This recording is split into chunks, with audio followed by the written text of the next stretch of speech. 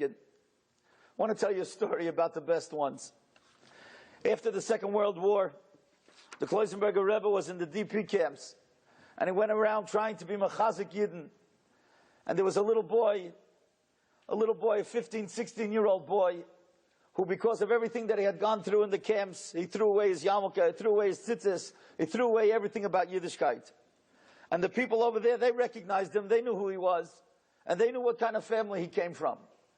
And they knew that they tried to talk to him, and he wouldn't listen. He didn't want to go back to his Yiddishkeit.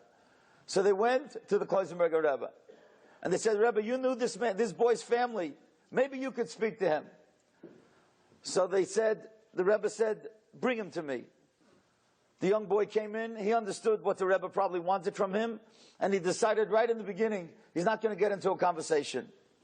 And the Rebbe said to him, "Die bist doch Leibish, right? You're Leibish." He said, "Yeah." He didn't want to answer much.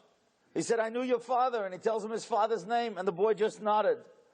And the Rebbe says to him, "I remember, when you were a little boy, you used to be a masmid."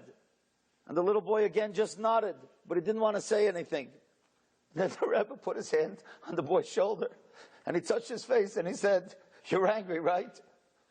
And the little boy looked at the Rebbe, and he nodded. And he said, "You're angry because they took the best ones, right?" And he says, "What should I say? I lost a wife and 11 children. They took the best ones, and they left us, me and you." And the Rebbe started crying with the boy, and they started crying, and they cried for 20 minutes. All they kept on repeating was, "They took the best ones, and they left us. They took the best ones, and they left us." And after a half hour, the Rebbe kissed the boy, and he sent him on his way.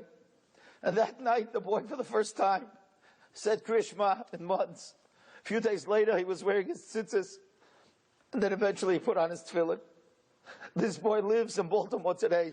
He's a 75-year-old man. And he told me this story. And he said to me, he said, "Everybody else spoke to my head, but the Rebbe touched my heart." That's why he came back.